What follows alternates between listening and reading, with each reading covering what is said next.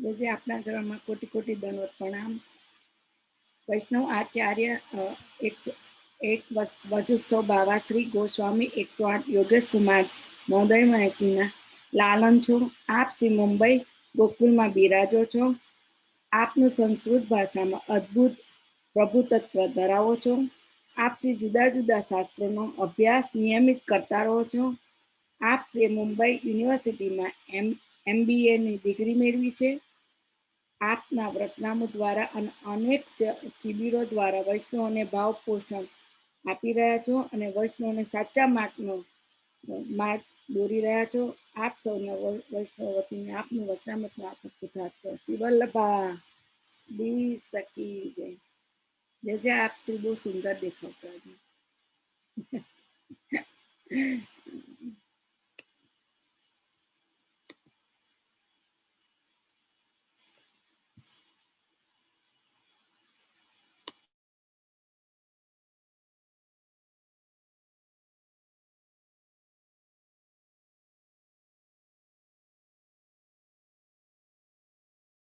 જે म्यूट खोलो आपनु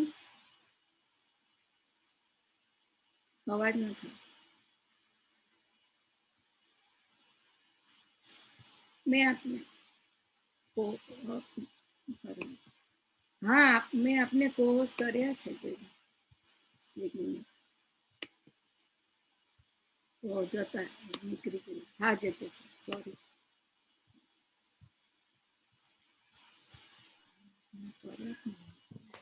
આવે છે અવાજ હવે? हाँ जे जे આ બધાને આશીર્વાદ। અને આજે સુંદર આપણું 2 દિવસનું સત્સંગનું આયોજન, જેમાં આપણે એક સુંદર વિષય લીધો। ફરી પાછું કંઈક ઠાકોરજીના ગુણગાન, ભગવાન ગુણગાન કરીએ અને 2 ઘડી જીવી લઈએ। એ પ્રકારે તમારો તો નિત્યનો ક્રમ છે જ, અને વ્યવસ્થિત રૂપે તમે બધા સત્સંગ કરો જ છો, બધા વૈષ્ણવજનો। તો આનંદથી આજે પણ જે આપણે વિષય મેં આપ્યો તો, સ્મિતાબેનને આપ્યો તો વિષય કે પુષ્ટિ ફલ સિદ્ધિમાં કયા કયા પ્રતિબંધો આવે છે, એ આપણે પોતે પણ અનુભવ કરી શકશું। જેમ જેમ આ વિષય આગળ ચાલશે આપણે પોતે પણ રિયલાઇઝ કરી શકશું કે હા, આ બધા પ્રતિબંધો જે છે એ આવે છે, તો આપણે પણ પોતે રિલેટ કરી શકશું અને ક્યાં આપણે સુધારો કરવાની જરૂર છે, ક્યાં વધારો કરવાની જરૂર છે, તો એ રીતે આપણે પણ એમાં સુધારો વધારો કરશું। તો મંગલાચરણ કરી અને આજનો સત્સંગ જે છે એનું આપણે આરંભ કરશું। તો સાથે મળીને મંગલાચરણ। ચિંતા સંતાન હંતારો यत्पादाम्बुजरेणवः स्वीयानान्तान् निजाचार्यान् प्रणमामि मुहुर्मुहुः। यदनुग्रहतो जन्तुः सर्वदुःखातिगो भवेत् तमहं सर्वदा वन्दे श्रीमद्वल्लभनन्दनम्। अज्ञानतिमिरान्धस्य ज्ञानाञ्जनशलाकया चक्षुरुन्मीलितं येन तस्मै श्रीगुरुवे नमः। नमामि हृदये शेषे लीलाक्षीराब्धिशायनं लक्ष्मीसहस्रलीलाभि सेव्यमानं कलानिधिम्। चतुर्भिश्च चतुर्भिश्च चतुर्भिश्च त्रिभिस्तथा षड्भिर्विराजते योऽसौ पञ्चदारदये मम। सच्चिदानन्दरूपाय विश्वोत्पत्त्यादिहेतवे तापत्रयविनाशाय श्रीकृष्णाय वयं नमः। पुष्टि मार्ग सर्वज्ञ करुणा रस पूरित श्रेष्ठ फल प्रदाता च तस्मै श्री गुरुवे नमः।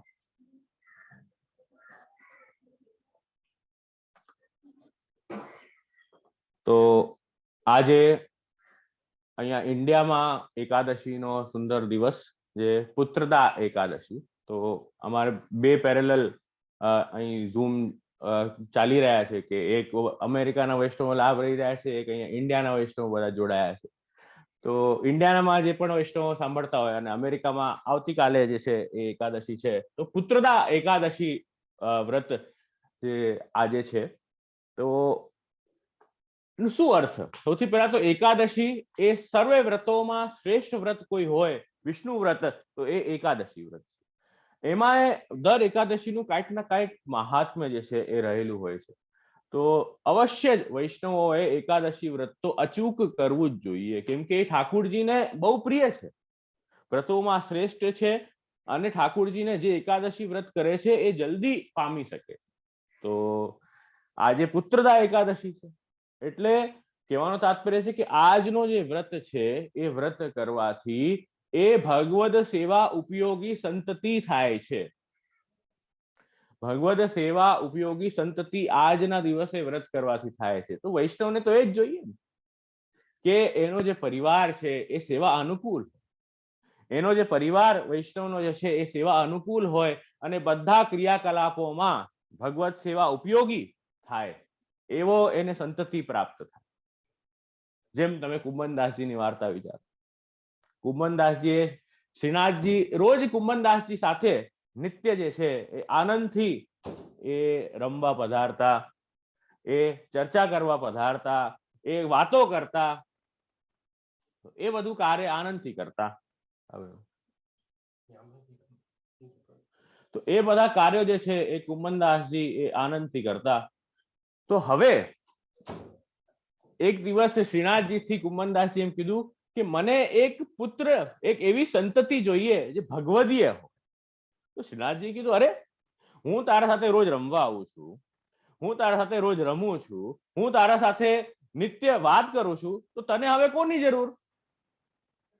તો કુંભનદાસજી કીધું, હા જયરાજ, એ તો આપની વાત સાચી છે, આપ નિત્ય જે છે એ પધારો છો, વાત કરો છો આનંદથી, પણ જે છે જ્યારે ભગવદીય સંતતિ હોય તો ભગવદ સેવામાં, જ્યારે ભગવદીય સંતતિ હોય તો ભગવદ સેવામાં બહુ ઉપયોગી થાય એ સંતતિ. અને સાથે એના સાથે જે ભગવદ ગુણગાન છે એ આપણે ડિસ્કસ કરી શકીએ, ઠાકોરજીની લીલાઓ જે છે એ માણી શકીએ, એ રેલિશ કરી શકીએ ભગવદીય સંતતિ હોય તો એવું છે. તો ભગવદીય સંતતિની આવશ્યકતા જે છે એ બહુ છે. એટલે આજનો એકાદશી વ્રત જે છે એ કરીએ તો જે છે ભગવદીય સંતતિ પ્રાપ્ત થાય. તો એનાથી આ વ્રત કરીએ તો જે પણ આપણે વ્રત, જે એકાદશી વ્રત કરીએ છીએ, એ કઈ સકામ નથી, એ ભગવદ સેવામાં એ વ્રતો ઉપયોગી થાય એના માટે વ્રત કરીએ. પોતાના સ્વાર્થ માટે કોઈ વ્રત કરો તો એ સકામ વ્રત થઈ જાય, એ આપણા ત્યાં નથી બતાવ્યા. અને ઠાકુરજી થી આપણે નિકટતા પ્રાપ્ત થાય એના માટે જે એકાદશી વ્રત કરીએ, તો એ ઠાકુરજીની પ્રિયતા પ્રાપ્ત થાય એના માટે છે. તો આજે પુત્રદા એકાદશી વ્રત બધા મળીને અને આનંદથી આપણે વ્રત કરવો, જેટલું થઈ શકે એટલું સત્સંગ આ દિવસે કરવો, ઉપવાસ, જેટલું બની શકે એટલે નિકટવાસ, એને ઉપવાસ કહેવાય. તો આપણે આહાર પણ એવો લઈએ કે જેનાથી આપણે પેટમાં તકલીફ ન થાય, લાઈટ આહાર ખાઈએ, સાત્વિક ભોજન કરીએ, સાત્વિક ભોજન કરીએ. અને લૌકિક જે ચર્ચા છે, વાતો છે, લૌકિક જેમ વધારે મૂવી, સિરિયલ, ટીવી, સોંગ્સ એ બધું ન સાંભળીને ભગવત ગુણગાન કરીએ, તો એ પ્રકારે આપણે જીવન વ્યતીત કરીએ. જો નિયમ ધીમે ધીમે બાંધશો ને તો આગળ વધાય, એક સાથે બધા નિયમો સાથે બાંધી દેશો તો આગળ વધવામાં મુશ્કેલ પડશે. એ વાત છે, ધીમે ધીમે કરીને સ્ટેપ ચડીએ ને. આપણે સીડીએ ચડવી હોય, સ્ટેર્સ પણ ચડવા હોય, એક એક કરીને ચડાય. આપણે વિચારીએ આખું જ કૂદી નાખીએ સાથે, એ નહીં થઈ શકે. તો ધીરે ધીરે જે એકાદશી વ્રતોના નિયમ છે એ ધીરે ધીરે કરીને એક એક કરીને પાળીએ કે દેવ ગઈ એકાદશી મેં આટલું કર્યું હતું, હવે આટલું કરવાનો પ્રયત્ન કરું, હવે આટલું ટ્રાય કરું. તો એ રીતે જયારે કરીએ તો ધીમે ધીમે કરીને થાય. ચડવું જ હંમેશા કઠિન હોય છે, ઉતરવું કઠિન નથી હોતું. જે આપણે કરતા હતા એ છોડી દઈએ તો તરત આખું નીચે આવી જશું. જ્યાં પહેલા માળ, બીજા માળ, 5મા માળે ચડ્યા હતા ત્યાંથી આખું નીચે એક झटका. उतरना बहुत आसान, चढ़ने में ही तो कठिनाई होती है.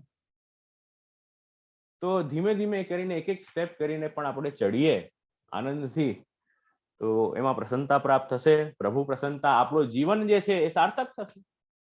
તો હવે આજે જે છે થોડુંક આધાર શિક્ષાપત્રનો લીધો, થોડુંક આધાર હરિરાય વાંગ મુક્તાવલીનો લીધો, અને એ રીતે આજનો જે વિષય છે પુષ્ટિ ભક્તિમાં ફલ સિદ્ધિમાં જે પ્રતિબંધ આવે છે એની ચિંતન કરશું. ચિંતા તો આપણે કરવી જોઈએ અને એને ચિંતન કરીને એનું સોલ્યુશન કાઢવું જોઈએ. તો એ આપણે આજે દર્શન કરશું અને એ પ્રતિબંધો જોઈ લઈશું, એના આપણે ચર્ચા કરશું. એના પછી એ પ્રતિબંધોના નિવારણ એ પણ આપણે દર્શન કરશું. એટલે ભાઈ સોલ્યુશન તો જોઈશે ને, પ્રોબ્લેમ છે આપણને ખબર છે, પણ એની સોલ્યુશન બી તો જોઈશે ને. તો એનું સોલ્યુશન આપણે એ પણ ડિસ્કસ કરશું. તો હવે આપણે આ વિષય પ્રારંભ કરીએ. જો તમને ક્યાંય ન સમજાય, સંભળાતું ન હોય તો પણ કહેજો, ન સમજાતું હોય તો પણ કહેજો.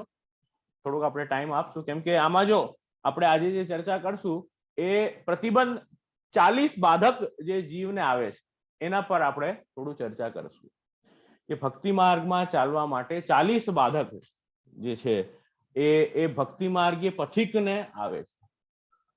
એની ચર્ચા જે છે એ આપણે આજે કરશું. તો સર્વપ્રથમ જે છે જીવની સ્થિતિ કેવી છે એ આપણે થોડુંક આજે દર્શન કરીએ કે જે લોકો સન્મુખ છે કે નિજાચાર્ય પદામ્બોજ યુગલ આશ્રયણમ સદા, જે વૈષ્ણવો, જે જીવો જે છે નિજાચાર્ય પદામ્બોજ યુગલ આશ્રય, એ ચરણ કમલનું, યુગલ ચરણ કમલનું આશ્રય જેમણે સદા લીધું છે એવા જે જીવો છે એને બધા ફલ પ્રાપ્તિ આનંદથી થશે. વિધેયમ તેન નિખિલમ ફલમ ભાવિ વિના શ્રમમ, એને જે છે એ બધા ફલની પ્રાપ્તિ બહુ આનંદથી થશે, કોઈ ચિંતા વગર. નિખિલમ ફલમ, શ્રેષ્ઠ ફલની પ્રાપ્તિ થશે. પણ હવે જીવ કેવો છે? આશ્રય તો લે, ડગુમગુ કરતો, આશ્રય તો લે પણ ડગમગ કરતો હોય છે કે આ થોડુંક કર્યું, ફરી પાછા ભૂલી ગયા, ફરી પાછા લૌકિકે ચડી ગયા, ફરી પાછા પોતાના કામે મસ્ત થઈ ગયા, એવું હોય છે. તો ફલ મેં અનેક બાધક આए हैं, તો ફલ પ્રાપ્ત કરવામાં જે છે અનેક બાધકો છે. અને પાછો કાલ કેવો છે અત્યારે? કાલ જે છે અત્યારે એક કલિકાલ જે ચાલી રહ્યો છે, દૃષ્ટિત્વા વિદુષામપી. તો કલી જે છે એ વિદુષ, જો વિદ્વાન લોકો છે, જે સદપુરુષો છે, એમની પણ જે દ્રષ્ટિ છે ને કલિકાલે એ બગાડી દીધી છે. તમશ્ચન્ન દૃષ્ટિત્વા, તો તામસના કારણે એની દ્રષ્ટિ સારા લોકોની પણ ખરાબ થઈ ગઈ. તો જેને જ્ઞાન નથી બિચારાઓને, એની તો સ્થિતિ કેવી થઈ જશે? તો અહીંયા આજ્ઞા કરે છે ઇદાનીમ વર્તતે કાલઃ, કે હવે કેવો કાલ આવ્યો છે કે કરાલઃ કલિરીદૃશઃ, બહુ કઠિન કાલ છે. ઇદાનીમ વર્તતે કાલઃ કરાલઃ કલિરીદૃશઃ, એ કરાલ કાલ છે અત્યારે, બહુ કરાલઃ કલિરીદૃશઃ, બહુ કરાલ કાલ છે. અને કેવું છે? યસ્મિન વિનશતિ મતિઃ સતામપી કુસંગતઃ, તો કુસંગતના કારણે સારા લોકો, સદપુરુષોની પણ મતિ છે ને એ ભ્રષ્ટ થઈ રહી છે, એવો કલિકાલ છે સંગના કારણે. એ કાલનું જ ઉદાહરણ આપું એક. કાલે જે છે એ અમે પ્રસાદ લેવા બેઠા, તો મને પર્સનલી છે ને કારેલા નથી ભાવતા, બરાબર? કારેલા નથી ભાવતા મને. તો હવે શું થાય કે કારેલા હોય તો માં શું કરે કે કારેલાના શાકમાં છે ને થોડાક છે ને આલુ પણ પધરાવે, બટાટા પણ પધરાવે એમ. તો માં એમ કે કારેલા નહીં આપું તને, કારેલા ન આપું, એમાં જે આલુ છે ને એ કાઢીને તને આપું. આ ખાલી ઉદાહરણ છે. ઘણા લોકોને બહુ ભાવતા હોય કારેલા, ઘણાને ન ભાવતા હોય, મને જરાય નથી ભાવતા, બરાબર? તો હવે માં શું કે આમાંથી જે છે ને એ કારેલા જે છે એ કારેલા કાઢી લઉં અને તને એમાં જે આલુ છે ને એ તને હું આપું.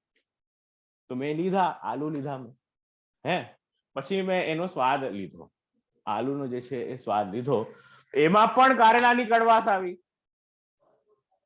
થાય ને, કારેલા સાથે તમે આલુ નાખશો તો આલુમાં કડવા. તો સ્થિતિ શું છે? દુસ્સંગના કારણે સારા જે લોકો, જો આ તો ખાલી ઉદાહરણ મને સ્ફુરાયમાન થયો એટલે કહું છું. કારેલા બધાને ભાવે બહુ, એવા કોઈ ચિંતાની વાત નથી, પણ મને ન ભાવ્યા. પણ આલુમાં પણ એ કારેલાનો ટેસ્ટ આવ્યો. એટલે મેં કીધું ભાઈ આ તો નહીં ચાલે આપણને.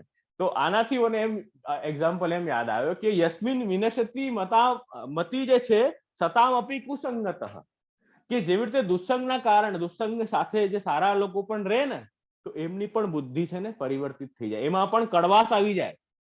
એમ કારેલાની કડવાશ જે હોય એ સારા લોકોમાં પણ આવી જાય. તો એવું જે છે આ કલિકાલ આવ્યો છે. એક રાજા અને રાણીની કથા આવે છે 252 વૈષ્ણવની વાર્તામાં. એક રાજા રાણીની કથા આવે છે. એ કથા જે છે એ બહુ સરસ કથા છે. રાજા રાણી વિવાહ થયા હોય અને વૈષ્ણવ બંને રાજા રાણી, અને સેવા સાથે આનંદથી કરતા હોય. તો હવે સેવા તો બહુ આનંદથી કરે છે રાજા રાણી, પણ રાજાની જે બીજી રાણીઓ જે હતી ને એ રાણી, એની જે વૈષ્ણવ રાણી છે ને એને રોજ કાન મળતી આવીને એ કે જયારે તું શું આખો દિવસ સેવા કરે છે, આ આખો દિવસ શું માથાકૂટમાં પડી રહે છે તું, જો અમે કેવી એશ કરી રહ્યા છે, અમે કેવી મજા કરે છે જીવનમાં, ખાઈએ પીએ મજા કરીએ, બહાર ખરીદી કરવા જઈએ, ફરવા જઈએ, અલગ અલગ રાજાએ જે બધા મોજ શોખની વસ્તુઓ અમારા મહેલમાં બનાવી છે એ બધાનું કેવું સરસ આનંદ લઈએ છીએ અમે, તો તું કેમ નથી કરતી, તું શું આ બધું સેવાના ચક્કરમાં પડી ગઈ છે. જો યસ્મિન વિનશતિ મતિ સતામ અપી કુસંગત, આ જે રાણી છે વૈષ્ણવ રાણી એ નિત્ય સેવા કરે છે, નિત્ય સ્મરણ કરે, સત્સંગ કરે, ઠાકોરજીનું નામ લે છે, ગુરુનું આપનું સ્મરણ કરે છે, પણ એને સંગ કેવી રીતે થયો, બીજી રાણીઓની કુસંગત થઈ. એનાથી શું થયું, એને પણ એશ કરવાની ઈચ્છા થઈ કે ચાલો હું પણ મજા કરું, એવી ઈચ્છા થઈ. તો આ રાણી કીધું હા સાચી વાત છે, હું કેમ આટલી બધું અહીંયા ખટપટ કરું છું, એના કરતા હું પણ મજા કરું ને. તો નેક્સ્ટ ડે થી એ પણ છે ને એ બધી રાણીઓના સંગતે ચડી અને એ પણ મજા કરવાનું શરૂ કર્યું. એને એ ભગવત સેવા બધું બંધ કરતી. હવે રાજાને જઈને કીધું કે એક વાત આપને પૂછું, એક વાત બતાવું. એટલે કે શું? તો રાજાએ કીધું કે બધી રાણીઓ આટલી મજા કરે છે અને મને પણ એવું સ્ફુરાયમાન થયું કે હું પણ છે ને મજા કરું, આ સેવા વગેરે નથી કરવી મારે. તો રાજાએ કીધું ઓહો એવું છે, તો તું એક કામ કર, આપણે ત્યાં છે ને મહેલના બહાર આપણા જ ગામમાં એક સાહુકાર વૈષ્ણવ રહે છે, બરાબર, એક સાહુકાર વૈષ્ણવ રહે છે, એના પાસે જજે, એના પાસે જજે અને એ સાહુકાર વૈષ્ણવ પાસે એક ગાગર જલની ભરીને તું લઈ જજે, અને પછી એના પાસેથી એક ગાગર જલની તું ત્યાં લઈ જશે તો સાહુકાર વૈષ્ણવને પૂછજે, શું પૂછશે કે આ જે ગાગર હું જલની લાવી છું સેવા માટે, તમારા ઠાકોરજીને સેવા આનંદથી થાય, રસોઈ વ્યવસ્થિત થાય એના માટે, તેમાં વિનિયોગ કરજો. તો એ સાહુકાર વૈષ્ણવ ભલે આનંદથી વિનિયોગ કરશું. પછી એ સાહુકાર વૈષ્ણવે આ રાણીને પૂછ્યું, શું પૂછ્યું કે આ જેવું ગાગર મેં હું લાવી આનું મોલ શું, એની તમે ઝારીજી ભરી, એની તમે રસોઈ કરી, તો રાણીએ સાહુકારને પૂછ્યું કે આનો મોલ શું, આની કેટલી કિંમત હોય, આની શું ફળ મળે આ કરવાથી. તો એ સાહુકાર વૈષ્ણવ અને એની જે સ્ત્રી, સાહુકાર વૈષ્ણવની જે વાઈફ છે, એમણે બંને શું કીધું કે અમારા ઘરમાં જેટલો સામાન છે ને બધું અમે તને આપી દઈએ ને તોય આનું મોલ ન કાઢી શકીએ. કે ઝારીજી ભરવાનું જે ફલ છે એ બધું સામાન પણ તને આપી દઈએ, ઘરનું બધી વસ્તુ આપી દઈએ, જેટલા ઘરેણા છે બધા તને આપી દઈએ, તો એ આ ઝારીજી ભરવાનું જે ફલ છે એ ન પહોંચી શકાય. એ અમૂલ્ય વસ્તુ છે ઝારીજી ભરવાનું મહાત્મ્ય, કે ઠાકોરજી આપણે ભરેલી ઝારી, આપણા હસ્તક જે જલ આરોગી રહ્યા છે એનું જે ફલ છે તો અમૂલ્ય છે. તો આ બધું મહાત્મ્ય જે છે એ રાણીને સાહુકારે કીધું. તો રાણીને રિયલાઇઝ થયું કે કેવું કેવું ઊંચું મહાત્મ્ય છે, અને હું આ બધી સેવા છોડવાની વાત કરું, હું વિચાર કરું છું કે આ લૌકિક મોજ શોખમાં પડી જાઉં. તો કહેવાનો મતલબ છે પછી એનું જે છે એ મન પરિવર્તિત થયું અને નિત્ય જે છે એ જે સેવા કરતા હતા એ સેવા કરવા લાગ્યા. તો કહેવાનો તાત્પર્ય છે કે યસ્મિન એવો કલી દ્રશ્ય કરાલ કાલ છે અત્યારે કે યસ્મિન વિનશતિ મતિ સદામપી કુસંગત, એ કુસંગતના કારણે, દુસ્સંગના કારણે સારા જનોની પણ જે છે એ બુદ્ધિ બગડી છે. હવે વિચાર કરો, જ્યારે સારા લોકો, હવે એક એક્ઝામ્પલ આપું, સ્કૂલ હોય, સ્કૂલમાં છે ને સારા સ્ટુડન્ટ હોય અને નબળા સ્ટુડન્ટ હોય, બરાબર, સારા સ્ટુડન્ટ હોય અને નબળા સ્ટુડન્ટ હોય. ટીચર આવીને સારા સ્ટુડન્ટ્સને એમ કે આ વખતે પેપર બહુ ટફ આવવાનું છે તો સારા સ્ટુડન્ટ બધા ધ્યાન રાખજો, બહુ ભણજો, બરાબર.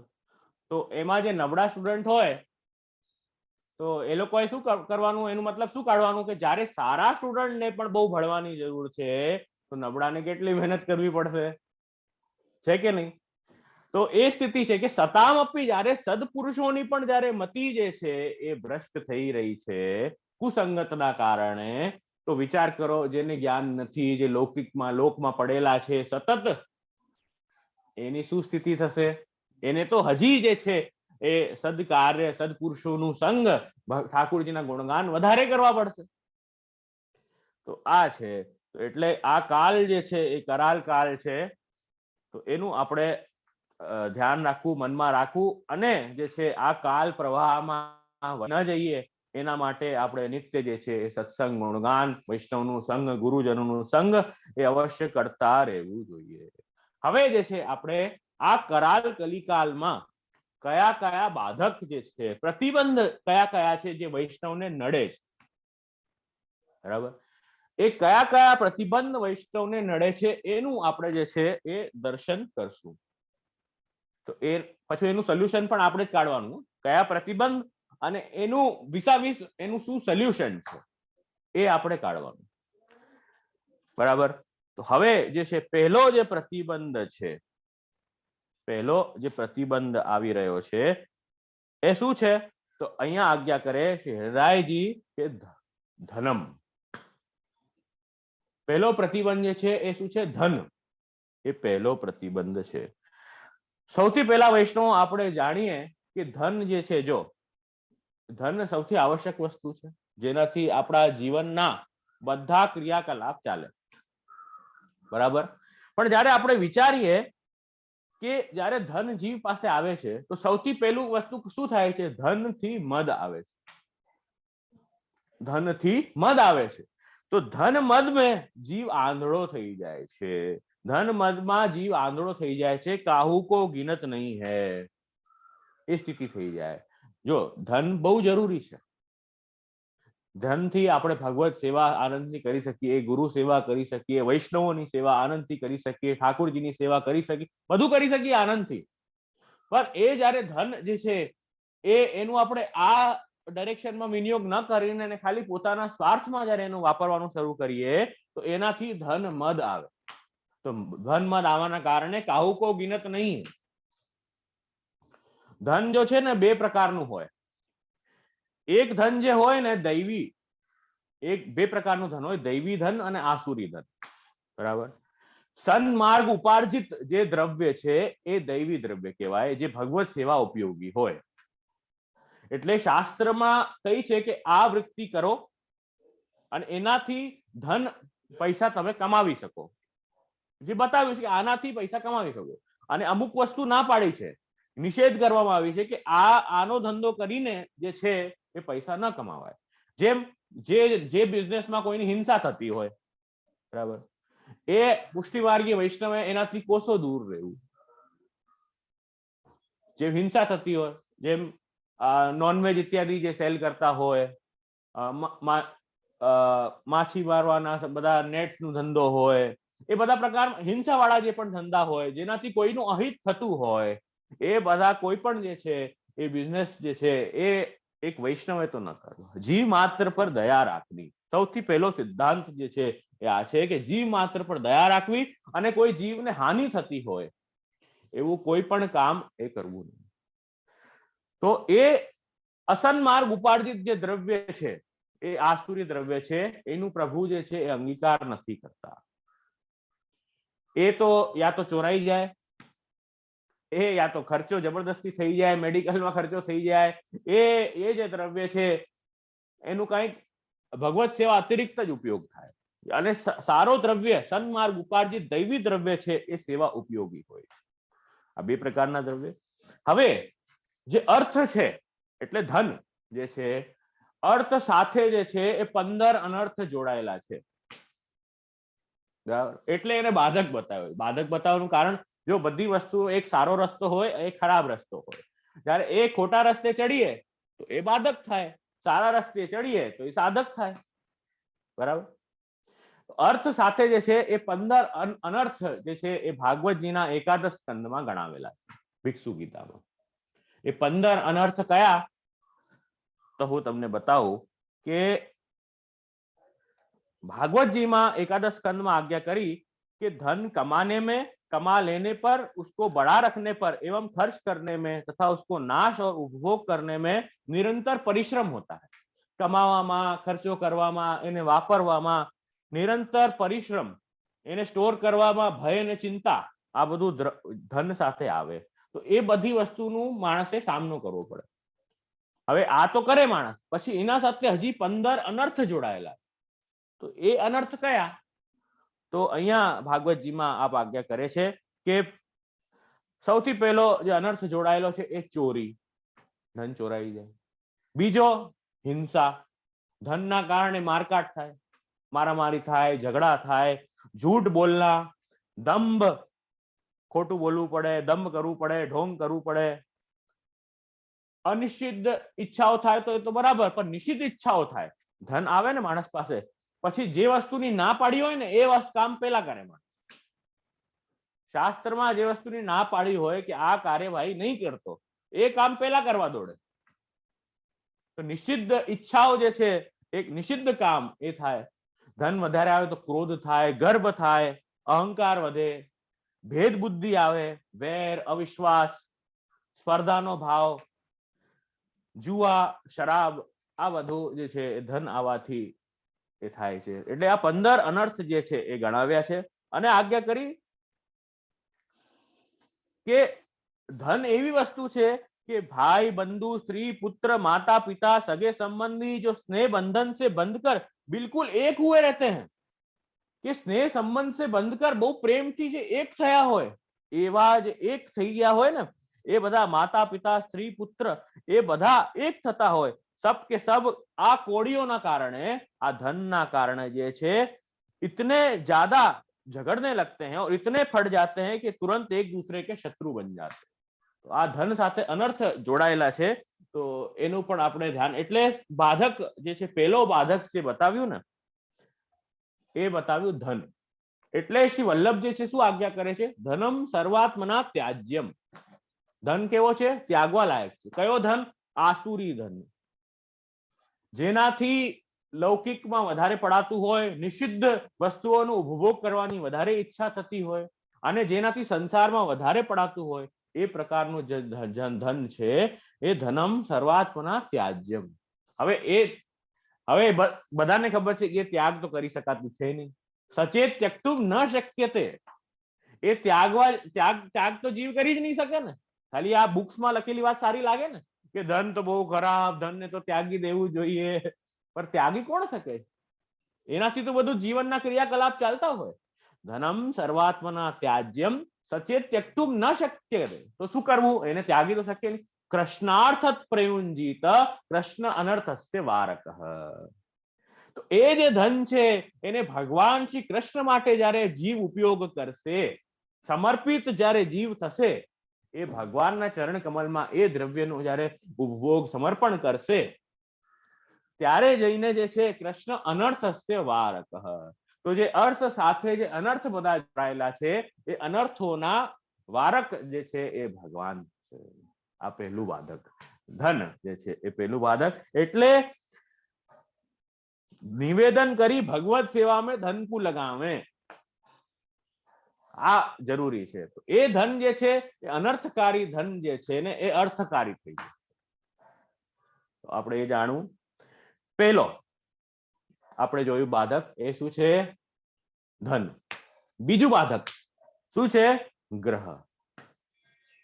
બીજું બાધક શું છે? ગ્રહ। ગ્રહ એટલે શું? તો બધા જેમ તમે કોઈને પૂછે ને ગ્રહ ઘર એટલે શું, તો સૌથી પહેલા માણસ જ્યાં રહેતું હોય ને એ યાદ આવે, બરાબર ને? એ જ યાદ આવે ને। ગ્રહ જ્યારે કે કોઈ તો તરત જ શું યાદ આવે કે જ્યાં રહીએ છીએ, મારે ચાર દિવાલો માં જે રહીએ, જે મકાનમાં રહીએ છીએ ને એ। પણ આપણા સંપ્રદાયમાં બધી જગ્યાએ પ્રાયઃ જ્યાં પણ ગ્રહ શબ્દનો ઉપયોગ થતું હોય એનું મતલબ શું હોય? અહંતા મમતાત્મક સંસાર, જે સમૂહ, જે સર્કલ જે છે માણસનું, જેનાથી હું અને મારું જે કહે છે ને અહંતા મમતાત્મક, એને છે ને ઘર કહેવાય। આ ચાર દિવાલ છે ને નોન લિવિંગ છે। ચાર દીવાર નોન લિવિંગ છે એ તમને કઈ રોકવાનું નથી કે ભાઈ તમે સેવા કરવા જાઓ તો પાછળથી તમારું પિલર ને કોલમ તમારું હાથ પકડી લેશે કે ભાઈ તને નહીં જવા દઈએ, સેવામાં નહીં જવા, એવું તો નહીં કરે ને. એ નોન લિવિંગ છે, એ કઈ નહીં કરે, તમને રોકશે નહીં ભગવત સેવામાં જવાથી. તમારું જે અટેચમેન્ટ તમે ક્રિએટ કર્યું છે ને તમારા આજુબાજુમાં, હું અને મારાનું અટેચમેન્ટ, મહાપ્રભુજી આજ્ઞા કરી ઘર એટલે ભાર્યાધિકમ ગ્રહમ, કે તમે અને તમારા સંબંધ જે તમે જોડેલા છે, ગૃહસ્થ આશ્રમ જે છે એને ઘર કહેવાય છે. તો એ કે આ જે છે આ જે અટેચમેન્ટની વસ્તુ, હું અને મારું, કે આ મારું નિવાસ સ્થાન જ્યાં હું રહું છું એ મેં બનાવ્યું છે, આ મારા પિતાનું છે, આ પ્રકારે એ ભાવના, આ બધો જે પૈસો છે એ મેં કમાયો છે, એ બધી જે ભાવના છે ને, એ અટેચમેન્ટની જે ભાવના છે ને એને ઘર કહેવાય છે. ગ્રહમ એટલે ગ્રહાશક્તિ, એ બાધક છે. ગ્રહાશક્તિ જે છે ને એ અહીંયા કહે છે કે એ બાધક છે. ભાર્યાધિકમ ગ્રહમ એટલે પેલું બાધક ધન, બીજું ગ્રહ, ત્રીજું ઘરમાં રહેલી અતિશય આસક્તિ. ઘર તો બાધક છે એટલે પાછું શ્રી વલ્લભે આજ્ઞા કરી કે ગ્રહમ સર્વાત્મના ત્યાજ્યમ. ભાગવતજીમાં કીધું કે ઘર જે છે ને આંધળો કૂવો છે, અંધકૂપ છે. ઘર શું છે? અંધકૂપ છે, કે માણસ એમાં પડ્યો, એ સર્કલમાં.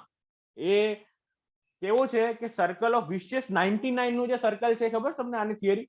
કે 99 ની થિયરી છે કે એકવાર જેમ માણસ 1 રૂપિયાથી ચાલુ કરે કમાવાનું, જેમ પાછો 99 સુધી આવે ને એને પાછું 101 થી એની સાયકલ પાછી ચાલુ થાય. એ વ્યક્તિની સાયકોલોજી છે કે જેમ એના પાસે 99 આવે ને એને લાગે અરે 101 થી તો 101 2 3 4 પાછું એને એ જ 199 સુધી લઈ જવું હોય. પાછું જેમ 199 થયું તો એને પાછું એ જ વસ્તુ 201 થી ચાલુ કરીને 299 સુધી લઈ જવું હોય. તો કહેવાનું તાત્પર્ય છે કે આ સર્કલ ઓફ 99 છે.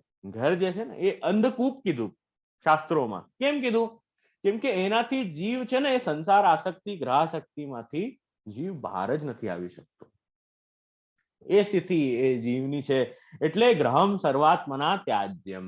ઘર પણ, ધન પણ અને ઘર પણ સચેત ત્યક્તુમ ન શક્યતે. પાછી શ્રી વલ્લભે આજ્ઞા કરી કે ઘર પણ છોડી નહીં શકે જીવ. તો શું કરો? કૃષ્ણાર્થ પ્રયોજિત. આ જે ગ્રહસ્થ આશ્રમ છે એને જે છે એ કૃષ્ણ માટે પ્રયોગ કરો. એનો કૃષ્ણને એ તમારા ઘરમાં પધરાવો. ઘરમાં પધરાવવાનો મતલબ શું છે? એ તમારી જે અહંતા મમતાનું જે સમૂહ છે એના વચ્ચે ઠાકુરજીને પધરાવો અને તમારી બધી જે અટેચમેન્ટ છે એ ઠાકુરજીથી જોડો. જેમ મારા સ્ત્રી પુત્રાદિક જે છે એ બધાને ઠાકુરજીથી જોડો. એક શેના માટે છે? કે ભગવત સેવા માટે છે. હું અહીંયા મારા નિવાસ સ્થાનમાં રહું છું. કેમ રહું છું? ઠાકોરજીની સેવા આનંદથી કરી શકું એના માટે રહું છું. હું ઠાકોરજીનો સેવક છું. એ પ્રકારની ભાવના એ જીવની ડેવલપ થશે તો ગ્રહાશક્તિ છૂટશે. નહીં તો ઘરમાં આપણે જેમ ઘંટી મારી, બેલ મારીને અંદર એન્ટર થઈએ, એટલે મારું ઘર આવી ગયું, મારું હોલ છે, અહીંયા લિવિંગ રૂમ છે, અહીંયા મારું બેડરૂમ છે, અહીંયા કિચન છે, આ મારું ખાવાનું અહીંયા હું બનાવું, અહીંયા હું મારે રહેવાનું સુવાનું છે, એ પ્રકારની ભાવનાઓ છે. તો જ્યારે ઠાકુરજીને આપણે નિવાસ સ્થાનમાં પધરાવશું તો એ ભાવના ચેન્જ થશે. રોજ નિત્ય સેવા કરશો કે ના, આ હું ઠાકુરજીના મંદિરમાં આવ્યો, જ્યાં હું ઠાકુરજીનો સેવક એક રહી રહી છું, અને આ ઠાકુરજીનો સેવક જ્યાં રહે છે આ ઠાકુરજીનું ઘર છે, આ ઠાકુરજીનું બિરાજવાનું સ્થાન છે, અને આ બધી જે બીજી બધી જગ્યા છે એ ઠાકુરજીના સેવકને રહેવાની જગ્યા છે, અને ઘરના બધા મેમ્બર છે એ પણ ઠાકુરજીના સેવક છે. એ પ્રકારની જ્યારે ભાવના ચેન્જ થશે ત્યારે તો જઈને ગ્રહાશક્તિ છૂટશે. ત્યારે તો એ ગ્રહમ સર્વાત્મના ત્યાજ્યમ જે છે એ ત્યાગવા લાયક જે ઘર છે એ જે કૃષ્ણ માટે જયારે એને વાપરશો તો એ જે ઠાકુરજી છે, કૃષ્ણાર્થ પ્રયુંજિત કૃષ્ણ અનર્થસ્ય મોચક, તો એ ઠાકુરજી એ અનર્થથી બહાર કાઢશે. તો ધન અને અર્થની વાત કરી. બીજી આ 3 પ્રતિબંધ આપણે જોયા. એક ધન, એક ગ્રહ અને એક ઘરમાં રહેલી અતિશય આસક્તિ. એટલે આસક્તિ કેવી? અષ્ટપ્રહર કેવલ ગ્રહાદિક કાર્ય में ही આસક્તિ રહે. આખો દિવસ એ જ યાદ આવે કે અરે આજે આ કરવાનું છે, આ કામ રહી ગયું, ઓલું કરવાનું છે. સવારે જાગે ત્યારથી ઓફિસના ફોન ચાલુ હોય, રાતે 3 વાગે પણ ઉઠે તો ઓફિસનો જ ફોન ચાલતો હોય બીજો કોઈ કામ જ નહીં જિંદગીમાં, વિચાર જ નહીં. ઘરવાળા છે એને ભૂલી જાય ઘણી વાર. તો ઓફિસ એટલી યાદ આવે માણસને કે ઘરવાળા રહે છે ને મારા જોડે એ પણ ભૂલી જાય એ કામના આવેશમાં. તો એવું ના થવું જોઈએ. બધી વસ્તુનું જીવનમાં એક બેલેન્સ હોવું જોઈએ, એ આવશ્યક છે. આપણી જે પ્રાયોરિટીઝ છે આપણા જીવનની, એને એ રીતે આપણે એડજસ્ટ કરવી જોઈએ. એવું નહીં કે બસ એક હાલ્યું, એક ગાડું હાલ્યું તો બસ એક જ દિશાએ હાલી રહ્યું છે ને હાલી જ રહ્યું છે, એમ ના હોવું જોઈએ. આપણી પ્રાયોરિટીઝને બેલેન્સ કરીને એડજસ્ટ કરવી જોઈએ કે ના, આટલો ટાઈમ જે છે એ મારું નિત્ય ભગવત સેવાનો છે, તો નિત્ય હું ભગવત સેવા, રોજ મારે નિયમ છે કે મારે 2 માળા કરું છું તો 2 માળા હું કરીશ. આટલા પાઠ હું નિત્ય સ્તોત્ર પાઠ કરું છું, સર્વોત્તમ સ્તોત્ર, કૃષ્ણાષ્ટક સ્તોત્ર, યમનાષ્ટક સ્તોત્ર, હું નિત્ય આ સ્તોત્ર પાઠ કરું છું. ઠાકોરજીની સ્તુતિ કરીને પછી હું મારા કામે જઈશ, ઠાકોરજીના તેજ પર ઝારીજી ભરીને કામે જઈશ. 15-20 મિનિટનું કામ છે ભાઈ, નિયમ 15-20 મિનિટનું છે, વધારે નથી. એટલું તો મારે કરવું જ છે, એ નિયમ આવશ્યક છે. નહીં તો જો કાલથી કરીશ એનું તો અંત જ નથી આવવાનું. કાલ ક્યારે કાલ ખાઈ જશે ને ખબર નહીં પડે આ કાલ કરવામાં. એટલે એ જરૂરી છે કે બધી વસ્તુનો જીવનમાં બેલેન્સ હોવો જોઈએ, કે આટલો ટાઈમ મારો ફેમિલી માટે, એ મારા ફેમિલી સાથે હું જયારે બેઠો છું ત્યારે બીજા જે મારા લૌકિક ઓફિસ ઇત્યાદિના કામ છે એ હું એ માથાકૂટ એ ટાઈમે નહીં કરીશ. શું થઈ જશે 2 કલાકમાં? એ ટાઈમ મેનેજમેન્ટ બહુ આવશ્યક છે કે સત્સંગનો સમય મારે આટલો જીવનમાં અવશ્ય કાઢવો જ છે, સેવાનો સમય આટલો કાઢવો જ છે, મારા પરિવાર માટે સમય કાઢવો જ છે, આવશ્યક છે. ઓફિસનો ટાઈમ આટલોથી આટલો છે, એ મારે કરવું છે, એટલો ટાઈમ ઓફિસમાં આપવું. એ રીતે ટાઈમ આપણે વ્યવસ્થિત મેનેજ કરી બેલેન્સ રાખશું જીવનમાં તો એનો ફાયદો થશે. ચોથી વાત જે એ બતાવી, પ્રતિષ્ઠા લોક વેદયો,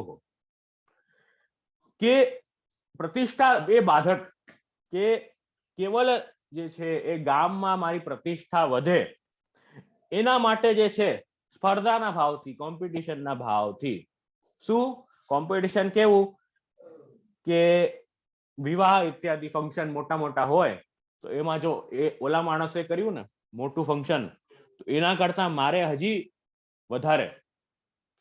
મોટો ફંક્શન હું કરીશ, એ પ્રકારની સ્પર્ધાના ભાવથી લોકમાં પ્રતિષ્ઠા થાય એના માટે કરવું, તો એ બરાબર નથી, એ બાધક છે.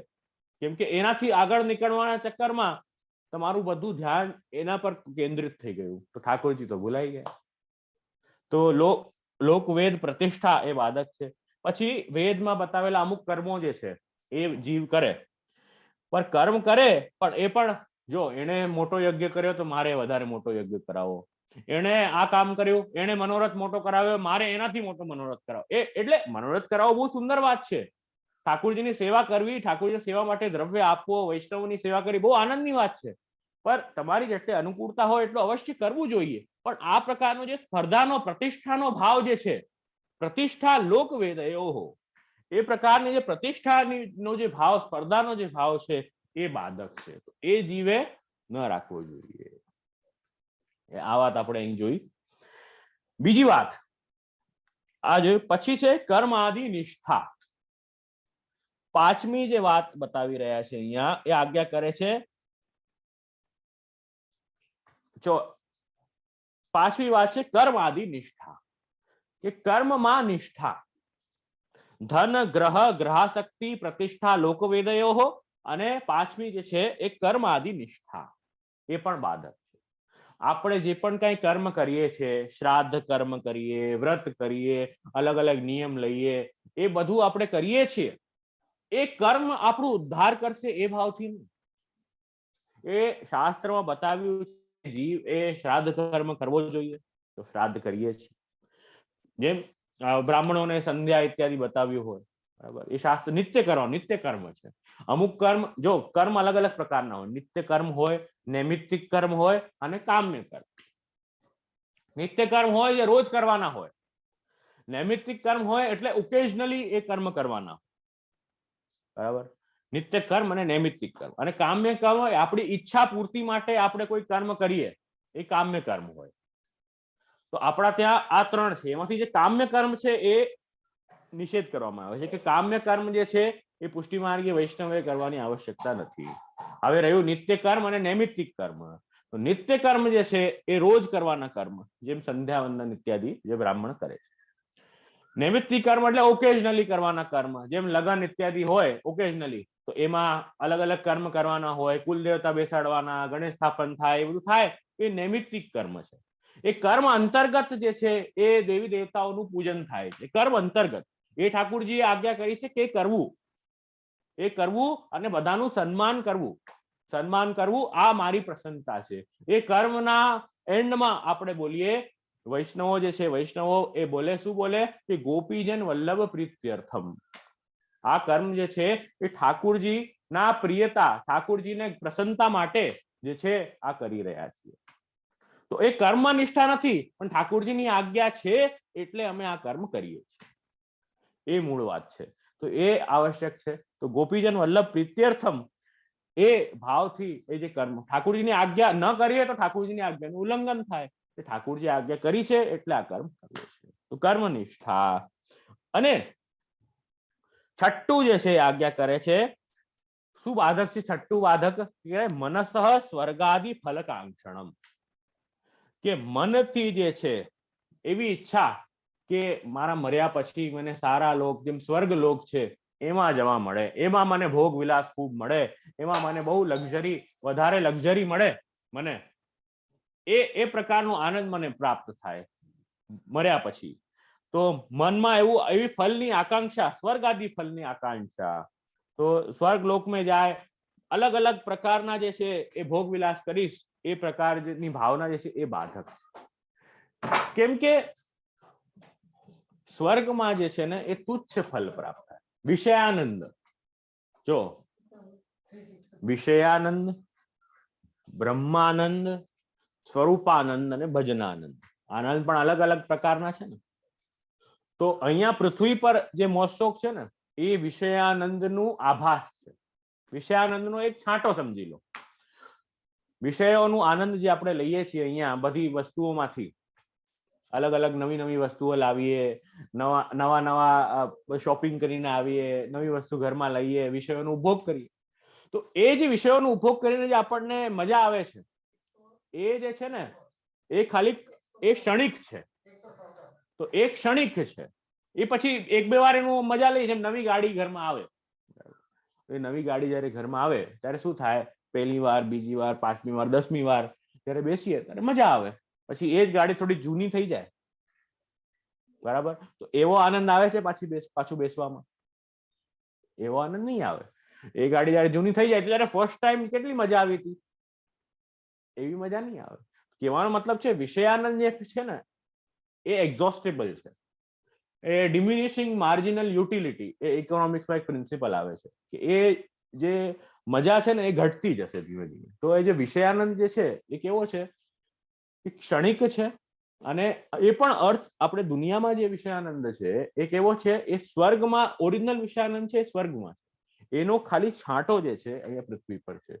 તો સ્વર્ગનો વિષયાનંદ છે, એનાથી જ્ઞાનીને જે એના યોગ સમાધિમાં જે અનુભવ થાય છે એ બ્રહ્માનંદ છે, એ બ્રહ્માનંદ છે.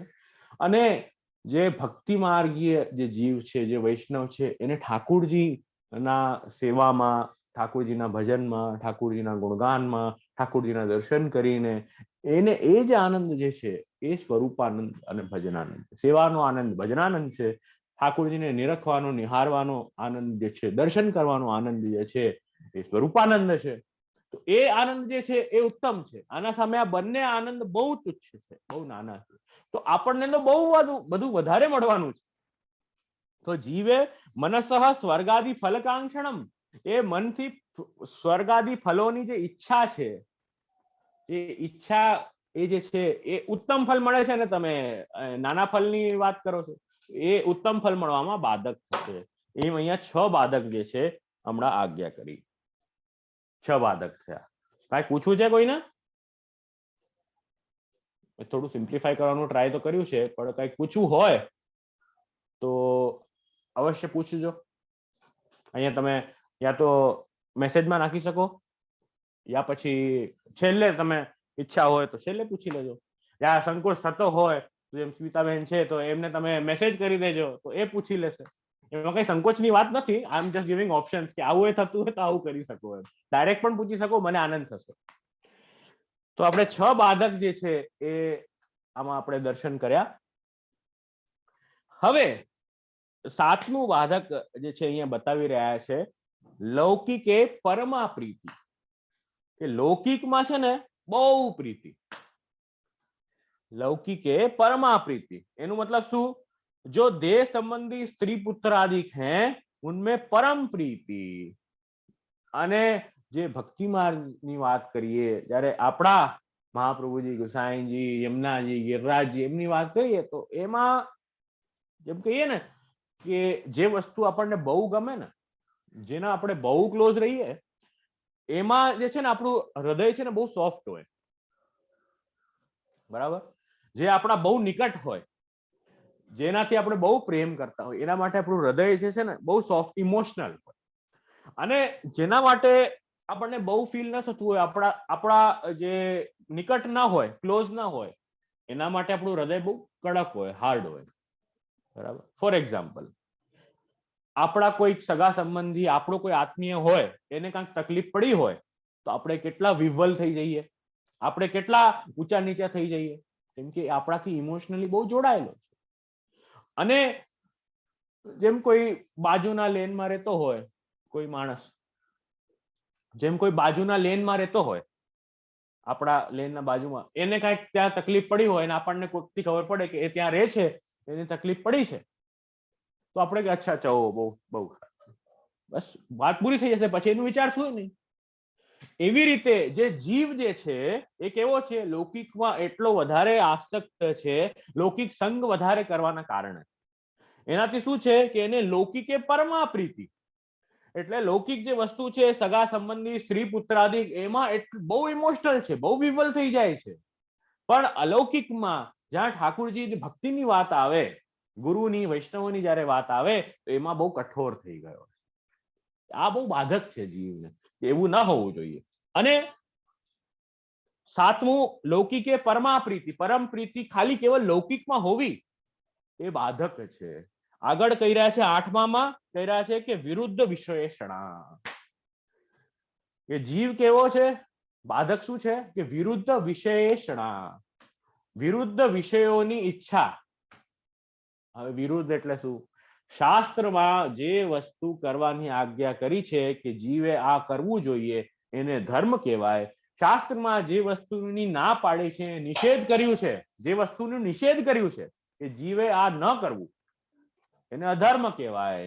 તો જે વસ્તુની ના પાડી હોય એ વસ્તુ ખાસ જે કરવાની ઈચ્છા જે છે એ વિરુદ્ધ વિશેષણા, એને વિરુદ્ધ વિષયોની ઈચ્છા કહેવાય છે। તો આ વાત આપણે ધ્યાન રાખવી જોઈએ।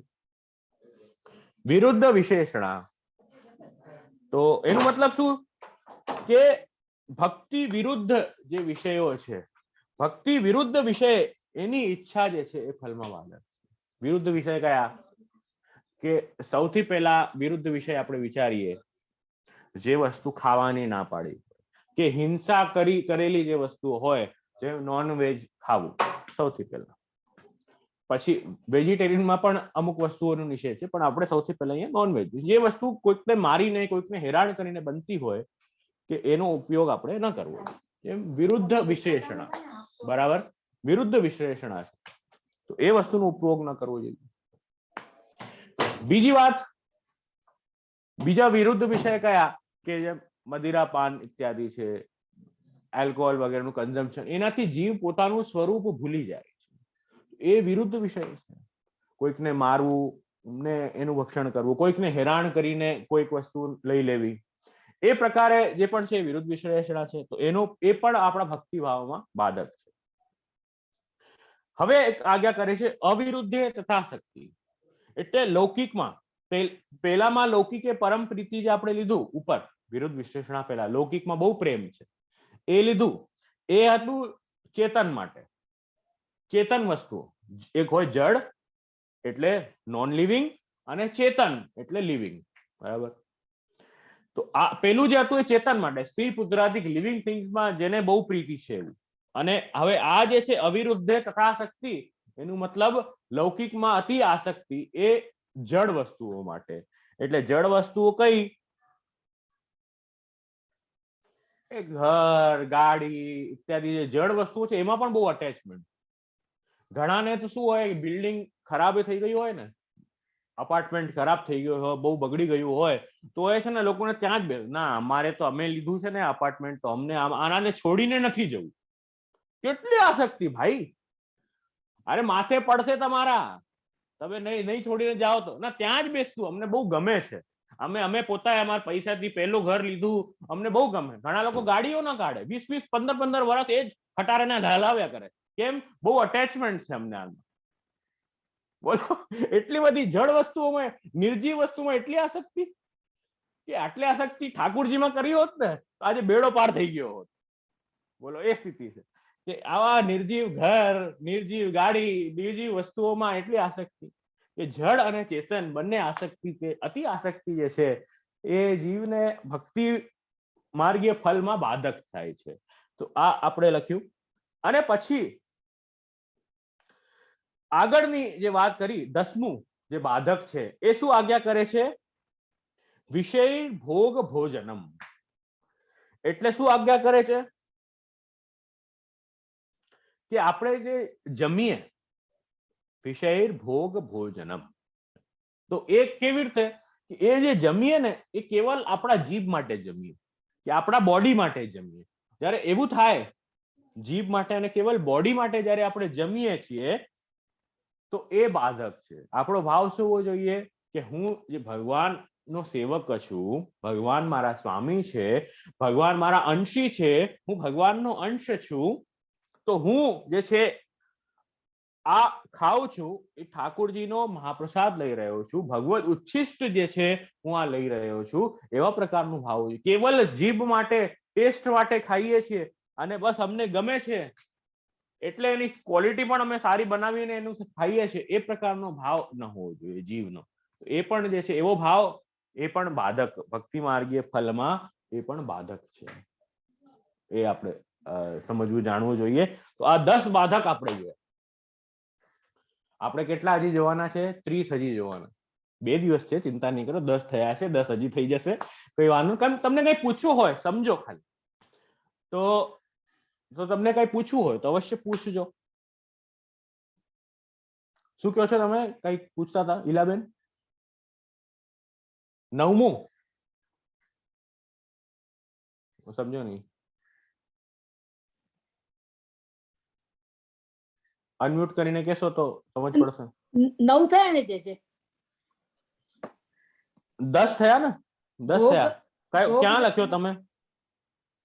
મેં 9મો ભોગ જમીએ એનું લખ્યું. જો લૌકિકે પરમાપ્રીતિ, લૌકિકે પરમાપ્રીતિ 7મું હતું. પછી હતું વિરુદ્ધ વિશેષણા. હા, વિરુદ્ધ વિશેષણા હતું. હા, એ 8મું હતું. 9મું હતું અવિરુદ્ધે તથા શક્તિ.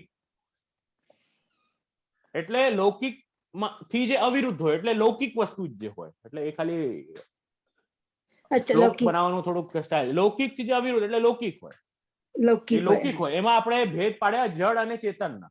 પેલું ચેતન કર્યું અને એનું સેકન્ડનું જે જડ કર્યું. ઓકે. અને 10મું જે છે એ વિષય ભોગ ભોજનમ, એ આપણે જોયું. તો આ 10 થયા. હવે આગળ જે છે 11મું બાધક જે છે શેરાઈ જે આજ્ઞા કરી રહ્યા છે કે દેહ અભિમાન. દેહ અભિમાન એટલે દેહ અભિમાન શું? કે રૂપનું અભિમાન. ઘણાને હોય ને કે હું બહુ અતિ સુંદર અને મારા જેવું કોઈ નહીં, અને આખો દિવસ છે પોતાનું દેહ જ સંવાર્યા કરે, આખો દિવસ વાળ બનાવ્યા કરે, આખો દિવસ જે છે એ સેલોનમાં જ બેઠા હોય, ત્યાં જ અઠવાડિયાના 3 દિવસ તો સલૂનમાં જ નીકળી જાય દેહ સંભાળવામાં જ. તો કહેવાનું તાત્પર્ય છે કે એ દેહ ગર્વ જયારે અતિ થઈ જાય તો એ પણ જે છે એ બહુ બાધક છે. કેમ કે સૌંદર્યતા તો, વાસ્તવિક સૌંદર્યતા તો છે એ ઠાકોરજી. બરહાપીડમ નટવર વપુ કર્ણયો કર્ણિકારમ વિભ્રદ્વાસ કનકપીશમ વૈજયંતી. તો કહેવાનું તાત્પર્ય છે કે જે સૌંદર્યતા છે એ તો ઠાકોરજીમાં છે. આપણે તો જે રૂપ આપણને ઠાકોરજી આપ્યું છે એ ઠાકોરજી કૃપા છે, એનાથી આપણે આનંદથી જીવીએ છીએ, રહી રહ્યા છીએ. તો કોઈ પણ વસ્તુનું અભિમાન જે છે ને, અહંકાર, અભિમાન, એ દૈન્યતાનો વિરોધી છે. કોઈ પણ પ્રકારનો. જો આમાં આગળ આવશે, આમાં અભિમાન જો કેવા કેવા હોય, એક રૂપનું અભિમાન હોય, એક જ્ઞાનનો અભિમાન હોય, એક ધનનો અભિમાન હોય, કોઈ કલા કોઈને બહુ સારી આવડતી હોય, કોઈનો સ્વર બહુ સારો હોય, કોઈ ગાતો બહુ સારું હોય, તો આ બધી કલા હોવી એ બહુ પ્રશંસનીય વાત છે, એ બહુ સારી વાત છે. પણ જ્યારે એનો અભિમાન થાય તો એ બાધક છે. કોઈ પણ પ્રકારનો અભિમાન. તો અહીંયા દેહ અભિમાન બતાવ્યું. તમે પદ્મનાભ દાસજીની વાર્તા તમે વાંચશો, એમાં એમના પદ્મનાભ દાસજીના બેટાની વહુ, એટલે એમની પદ્મનાભ દાસજીની વહુ એટલે એમના સનની વાઈફ પાર્વતી, એમની વાર્તા આવે છે. તો તમે ધ્યાન આપશો તો એને પણ રૂપમદ બહુ હતું પાર્વતીનું. એ રૂપમદના કારણે જે છે એમને લીલામાં રૂપમદ બહુ થયો. એના કારણે એમને જે છે એ ભૂતલ પર આવવું પડ્યું. ભૂતલ પર આવવું પડ્યું અને એમનું રૂપ છે ને ભૂતલ પર આવીને બગડી ગયું. રૂપ ભૂતલ પર આવીને બગડી ગયું. એમને પોતાને જ જોઈને બહુ ગ્લાનિ આવવા લાગી. પોતાને જ પોતાનું જયારે પોતાને મિરરમાં જોયું ને એમને ગમતું નહીં. તો ઘણા બધા સ્કિન ડિઝીઝ થઈ ગયા એમને, તો એમને ગમતું નહીં. તો એ પોતાને જ જોઈને બહુ ગ્લાનિ આવવા લાગી. તો એમણે છે ને શ્રી ગુસાઈજીને એક પત્ર લખ્યો કે જયરાજ મને છે ને બહુ ગ્લાનિ થાય છે અને મને ભગવત સેવા ઠાકુરજીને પણ હું કેવી રીતે ગમતી હોઈશ, મને પોતાને જયારે હું નથી ગમતી ઠાકુરજીને કેવી રીતે ગમતી હોઈશ. તો શ્રી ગુસાઈજીને એમણે પત્ર લખ્યો કે મને જરાય નથી સારું લાગતું અને આપ કઈ કૃપા કરો. તો શ્રી ગુસાઈજીએ એક વૈષ્ણવ સાથે, પરમાનંદ સોની વૈષ્ણવ સાથે પત્ર મોકલાવ્યો કે મારા તને આશીર્વાદ છે અને તને જે રૂપમદ હતો, હવે તને જે રૂપ બગડ્યો છે એના કારણે મદનો જે છે એ નિરાકરણ થઈ ગયું છે, મદ તને વયું ગયું છે, હવે કોઈ દિવસ આ મદ ન રાખતી, એમ કરીને અને શ્રી ગુસાઈજીએ આશીર્વાદ આપ્યો અને થોડા દિવસમાં તને સારું થઈ જશે, તું ભગવત સેવા છોડતી નહીં. એ પત્રમાં શ્રી ગુસાઈજીએ લખ્યું કે તું ભગવત સેવા છોડતી નહીં, એ આજ્ઞા કરી. ભગવત સેવા તો ભગવત સેવા એમણે કન્ટિન્યુ રાખી અને થોડા દિવસમાં સારા થઈ ગયા. તો ઠાકુરજીએ ગુસાઈજીએ આવી રીતે એમનું જે રૂપમદ હતો એ દૂર કર્યું. તો દેહાભિમાન જે છે એ રૂપમદ જે છે કે કાઉ કો મત ગિરે નહીં, દેહ સંભાળ્યો કરે, નિત્ય ચોટી કર્યો કરે, અપનો દેહ દેખ કે મન में ફૂલે. ઓલી ખબર નહીં, નાનપણમાં મને યાદ નથી હવે, એ કથા નહોતી આવતી કોઈ રાણીની કથા, એના પાસે એક મિરર હોતું હતું, એમાં mirror who is the most beautiful of them all, તો એનું નામ લેતી, તો કહું કેટલી મજા આવતી એને. મને આખી કથા તો યાદ નથી પણ આવું કંઈક તો હતું હોય. સ્કૂલમાં લગભગ નાના અત્યારે એવી કથા આવતી કે mirror on the wall who is the most beautiful of them all, એવું કંઈક આવતી હતી. તો એ જે છે એ દેહ અભિમાન, એ મદ જે છે રૂપ મદ છે, એ પણ બાધક છે, એમ અહીંયા આજ્ઞા કરી રહ્યા છે. બીજો મદ છે કુલ મદ. સારા કુલમાં, સારા કાસ્ટમાં પેદા થવું બહુ સારી વાત છે, બહુ ભાગ્યની વાત છે, બરાબર. જેમ બ્રાહ્મણ કુલમાં કોઈ પ્રગટ થયો હોય બહુ સારી વાત છે, જેમ વૈષ્ણવ કુલમાં જન્મ થયું હોય બહુ સારી વાત છે, બરાબર. એપ્રિશિએટ કરીએ આપણે, બહુ સારી વાત છે, આવું હોવું જોઈએ, આવો મોકો મળવો જોઈએ. પણ એનું જયારે મદ થઈ જાય એ બાધક છે. તો આપણે જો પદ્મનાભ દાસજીની વાર્તા તમે જોશો, પદ્મનાભ દાસજીએ પોતાની જે દીકરી છે એના વિવાહ કરવા હતા, બરાબર. આ ઓપોઝિટ વાર્તા છે, એમને મદ નહોતું એની વાર્તા છે. તો કહેવાનો મતલબ છે કે એમણે આ જે કુલનું જે મદ હતું એ પણ બ્રાહ્મણ હતા અને વ્યવસ્થિત બધાને ઉપદેશ આપતા, કથા કરતા પદ્મનાભ દાસજી. તો હવે જે છે એ કુલ મદ એમને કેવી રીતે હતો, તો કે જયારે છોકરીના જયારે લગ્ન કરવાની વાત આવી તો એમણે શું જોયું, એમને કુલમત જરાય નહીં. એમણે શું જોયું કે સારું વૈષ્ણવ પાત્ર મળે એનાથી જ મારા દીકરીના મને લગ્ન કરવા છે. ભલે હું બ્રાહ્મણ છું, મને મારા કાસ્ટમાં કોઈ ઓછું મળે મને ચાલશે, ભલે ગામમાં નિંદા થશે. આજથી 500 વર્ષ પહેલા કાસ્ટના બહાર પરણવું અત્યારે જેટલું આપણને ઈઝી સિમ્પલ લાગે છે એટલું સિમ્પલ ન હતું, એ બહુ કઠિન હતું અને જાતમાં કાસ્ટમાં બહુ નિંદા થતી એ વાતની, અને એ લોકો જાત બહાર કરી દેતા, વ્યવહાર ન કરતા, કોઈ પણ રિલેટિવ્સ એમના જોડે વ્યવહાર ન કરતા, ખાવા પીવા પાણી પીવાનું વ્યવહાર ન કરતા. તો એ સ્થિતિ થઈ. તો પદ્મનાભદાસજી એ બધી વાતની ચિંતા ન કરી, કેમ કે બધાને કુલમન હતું. એમણે શું કહ્યું, મારી દીકરી વૈષ્ણવમાં પરણવી જોઈએ, બસ શ્રી આચાર્ય ગુસાઈજીનો જે સેવક હોય એના જોડે પરણે તો એનું જે છે આ ભવ સુધરે, એનું પરલોક સુધરે, બસ એમને એની ઈચ્છા. તો વૈષ્ણવો એવો આગ્રહ રાખે કે હવે તો જાત કાસ્ટની કઈ વાત એટલી બધી છે નહીં, પણ એટલો આગ્રહ તો રાખીએ કે વૈષ્ણવ હોય આપણે જેનાથી એ સંબંધ કરીએ એ આનંદની વાત છે. તો ઠાકોરજીની સેવા લાયક થશે, તમારો દીકરો દીકરી જે પણ હોય સેવા લાયક થશે તો આનંદ થશે. હરિરાયજી શિક્ષાપત્રમાં બહુ સુંદર આજ્ઞા કરે, સજાતી અને વિજાતી એ બે ટર્મ બહુ સુંદર પ્રયોગ કર્યા છે. સજાતીય કોણ કે જે વૈષ્ણવ હોય, શ્રી મહાપ્રભુજી ગુસાઈજીનો સેવક હોય, પ્રભુ સન્મુખ હોય, એ વૈષ્ણવ માટે સજાતીય એ કાસ્ટનો. અને વિજાતીય જે ઠાકોરજી મહાપ્રભુજી ગુસાઈજીનો જે સેવક ન હોય, જે સત્સંગ ન કરતો હોય, સન્મુખ ન હોય, એ બધા વિજાતી. તો કુલ મત જે છે એ પણ જે છે એ બાધક જે છે અહીંયા આજ્ઞા કરી. એ 12મું જે છે બાધક છે. 13મું બાધક આજ્ઞા કરે છે. શું આજ્ઞા કરે છે 13મું બાધક? વિદ્યા આદિ વિહિતોપી ચ. વિદ્યા આદિ જે મદ છે કે વિદ્યા આદિ મદ જે છે કે એ કેવું મદ છે? હું બહુ ભણી, હું બહુ ભણ્યો. પછી શું કરે કે મને બહુ બધા શાસ્ત્રોનું જ્ઞાન, મને બહુ સિદ્ધાંતનું જ્ઞાન, હું બહુ ભણી લીધો, બધા ગ્રંથ મેં ભણી લીધા. પછી શું કરે? વ્યવહાર બધા સાથે ખોટો કરે કે બાકી બધા મૂર્ખ છે, હું એકલો એક છે જાણકાર છું. વિદ્યાવંત માણસ થાય ને તો આવી વાત આવે. વિદ્યા દદાતિ વિનયમ. વિદ્યા જેને હોય ને, જેને જ્ઞાન હોય ને, એનો સૌથી પહેલો લક્ષણ છે વિદ્યા દદાતિ વિનયમ. જેટલો જે ઝાડ હોય ને, મોટો ઝાડ, એમાં જેટલા વધારે ફળ લાગે ને એટલો એ ઝાડ છે ઝૂકતો હોય છે. અને જે ઝાડમાં ફળ ના હોય ને એ આમ ઊંચા રહે, સ્ટ્રેટ. એટલે વિદ્યા દદાતિ વિનયમ, વિનયાદ્યાતિ. તો વિદ્યાથી છે એ વિનય આવવું જોઈએ હંમેશા.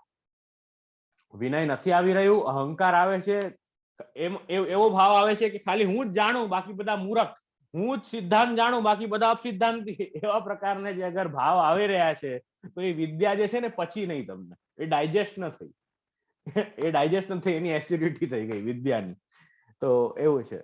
તો વિદ્યાથી હંમેશા જે છે દૈન્યતા આવી જોઈએ, અને હું જ સારો અને બાકી બધા ખરાબ, એ પ્રકારનો ભાવ અગર વિદ્યા વાંચીને આવતો હોય તો એ વિદ્યા જે છે ને એ બાધક થઈ, ફલિત ના થઈ, વેસ્ટ ગઈ બધી વિદ્યા ભણેલી. એવી રીતે અલગ અલગ પ્રકારના જે અભિમાન છે એ જે છે એ બાધક છે. જેમ રઘુનાથ દાસની વાર્તા આવે છે 84 વૈષ્ણવમાં. રઘુનાથ દાસ એ વારાણસી ગયા. રઘુનાથ દાસ નાના હતા ત્યારે વારાણસી ગયા અને ત્યાંથી એ ખૂબ ભણ્યા, બધા શાસ્ત્રોનું એમણે જ્ઞાન લીધું, બધા શાસ્ત્રો ભણ્યા, બધું કર્યું. પછી એ શ્રી ગુસાઈજી પાસે પધાર્યા, ગુસાઈજી પાસે આવ્યા રઘુનાથ દાસ, અને શ્રી ગુસાઈજી બહુ સુંદર જે છે એ ગ્રંથો, અને સુબોધનીજી પર નિત્ય પ્રવચન આપ કરતા, જ્યાં બિરાજતા ત્યાં પ્રવચન કરતા, તો બધા વૈષ્ણવ સાંભળવા આવતા. હવે રઘુનાથ દાસ પણ આવ્યા, સાથે બધા વૈષ્ણવ પણ સાંભળી રહ્યા છે, બધા વૈષ્ણવ સાંભળે છે આનંદથી. હવે કથા થઈ ગઈ પછી એમના પાસે જે વૈષ્ણવ બેઠા હતા એમણે કીધું કે શ્રી ગુસાઈજી આ વસ્તુની આજ્ઞા કરી, એ વસ્તુ મને સમજાઈ નહીં. તો રઘુનાથ દાસ કે અચ્છા એવું છે, ન સમજાય?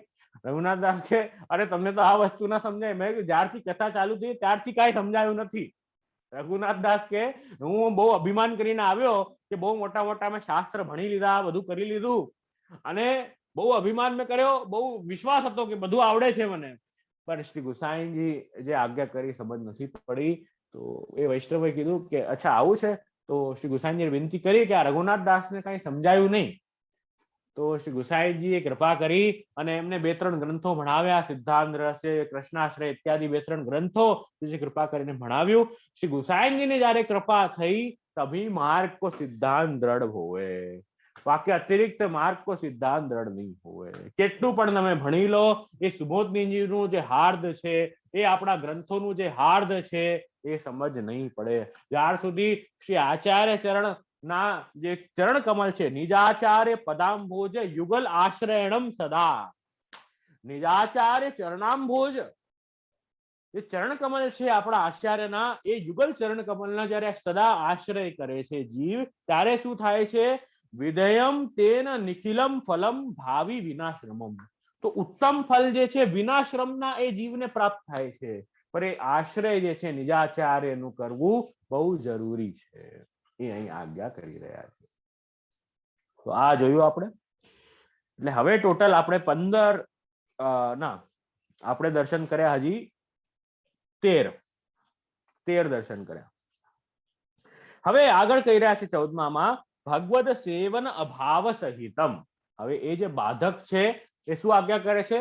ભગવદ સેવન અભાવ સહિતમ, કે ઠાकुरજી ભગવદ સેવન અભાવ, ભગવત સેવા नहीं करत है.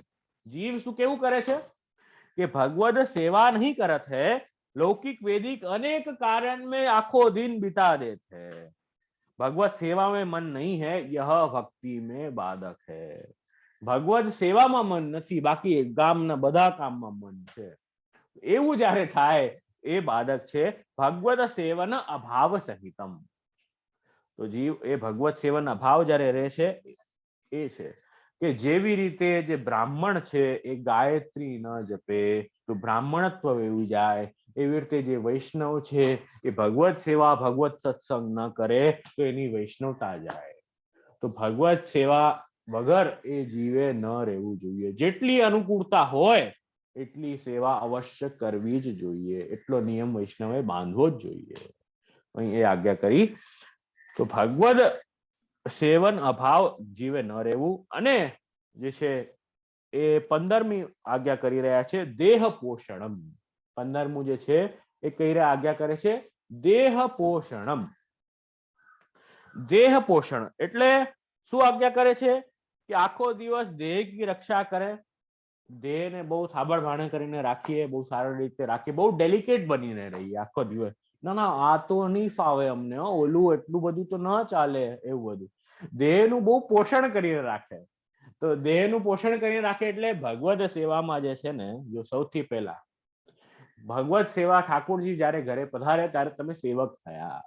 સેવક જયારે જયારે જીવ થયો ત્યારે શું થાય કે સેવકને તો દોડાદોડ કરવી જ પડે. આલસમાં બેસશે તો ચાલશે નહીં. તો જેમ ઠાકોરજી પધાર્યા એમ તમારે આલસ જે છે એ ઉપાડીને ઉપર મૂકી દેવાની, આનંદથી ઠાકોરની સેવામાં દોડાદોડી કરવાની. આ નહીં ચાલે ને ઓલું નહીં ચાલે ને આ નહીં થાય, એ દેહ પોષણની ચિંતા પછી નહીં કરવાની.